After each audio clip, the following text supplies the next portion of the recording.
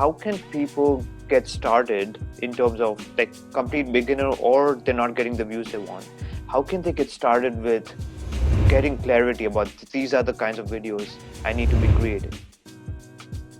Great. Yeah, that's a real tough one. So I'm going to try this analogy, and we'll see if it works. So if you think the first thing to accept is that when you start a YouTube channel, you're making content for other people. You're not making content for yourself. So if you're making content for yourself, then you really don't have any excuse to be complaining about subscribers or views, because you're making content for you. And if that's what you enjoy doing and you're just doing the content that you enjoy, then treat it as a hobby, look at it as a hobby, and you just ignore all the metrics and have fun. But I'd say 99.9% of the people that are looking to start a YouTube channel are not in that camp.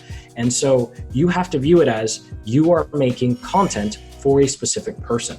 And so who are you making content for, and how do you fit into their channels? So I like to think of it as a bench, right? So everyone has a bench of shows or channels that they like to go to for a specific type of content. And so when you turn on the Discovery Channel, you're not expecting to see an action movie. Get to the chopper! You're expecting to see something about space or animals, right? And so when you go to make your channel, not only do you need to figure out who you specifically want to make content for and what problems that they have, but you also need to think about, how do I fit in the context of everything else that they're watching?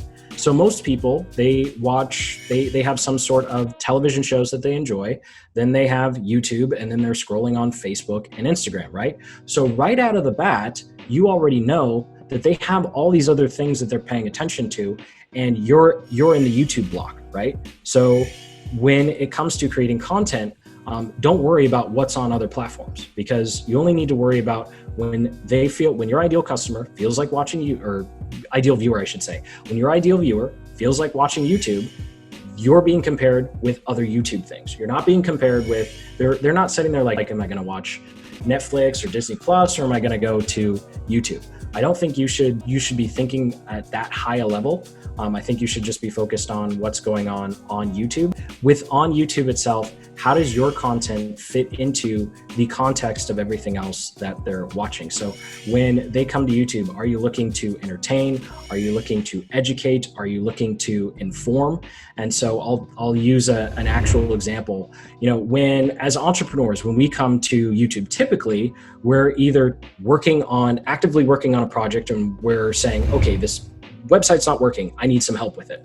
Or we're just generally browsing what's going on in news, like entrepreneur specific news, like developments. What's going on? What's Tesla doing? What's Nvidia doing? Or what's the latest Huawei thing, right? So then we also have motivational stuff, like the vlogs, where we go and watch some of the big entrepreneur vloggers who just talk about whatever is going on in their business. And so those are three quick examples, and you have to decide, how do you fit. First of all, you have to decide what are those examples in your specific niche, and then how do you fit in? For me, we focus on people who are coming to YouTube because they have a specific problem.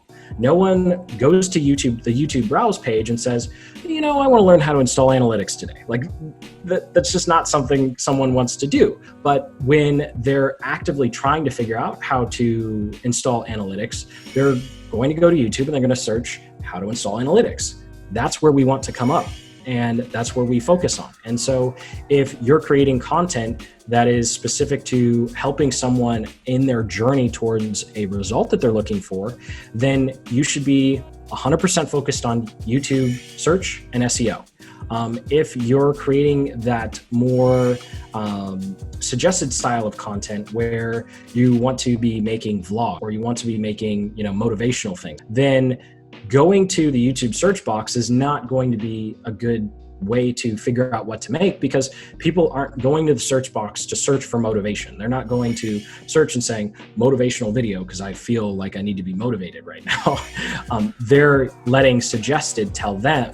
They're going through suggested videos and they're scrolling through their feed looking for something to pick them up because they need a little bit of a dopamine hit. And so in that regard, then you should focus on suggested. Now, I'm not an expert at all in suggested because we don't ever try to get suggested or anything of that nature, because we're 100% focused on search. The point is to really focus on, choose who you want to provide value to, and then decide where you want to really focus your content. Are you coming in on search where they're searching for a specific question and you're answering it? Or are you just trying to make it more generalized suggested content? So I think those would be the two. Apologies, that was didn't come together right. That's perfect. Yeah, that's perfect. And yeah, you're right. I mean, even going through a course, I really liked the fact that you just mentioned for search content, just go to the YouTube search bar and look up what keywords come up, because if YouTube is suggesting it, that means people are searching for it. So and also I didn't know one thing that you mentioned was that YouTube doesn't really share their search volume data, which we all assume that they do. And we buy all these tools and softwares to, but you're right. I did some research on that and they actually don't release that. So that's pretty interesting.